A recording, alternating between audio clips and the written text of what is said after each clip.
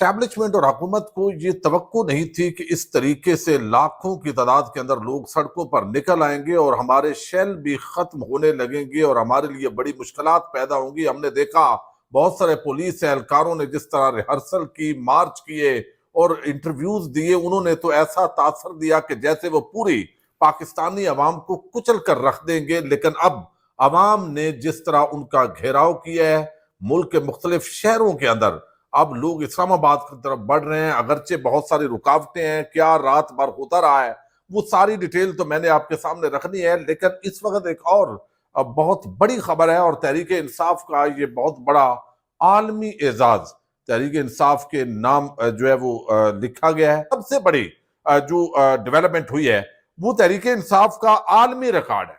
यानी 6 बर्रे आज़म दुनिया के 6 बर्रे आज़मों के अंदर बैक वक्त ये एहतजाज हुए हैं।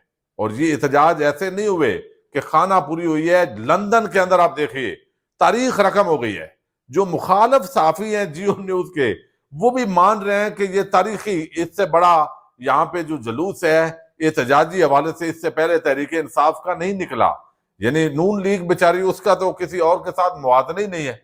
लेकिन दूसरी तरफ इटली जो है, मैं समझता हूं कि जिस तरह जितनी पाकिस्तानी कम्युनिटी और मेरे मंडी बहाउद्दीन और गुजरात के जो इलाकों से बड़ी तादाद, चूंकि वहां मुझे बड़ी हैरत हुई, वो तो लंदन से भी ज्यादा तादाद थी। चूंकि लंदन का जरा फोकस ज्यादा था, लेकिन इटली वाले जो है उन्होंने हैरान कर दिया है। फ्रांस के अंदर भी हमारे दोस्त हैं, भाई हैं, फारूक कदर साहब, उन्होंने मुझे वो पूरी डिटेल भेजी।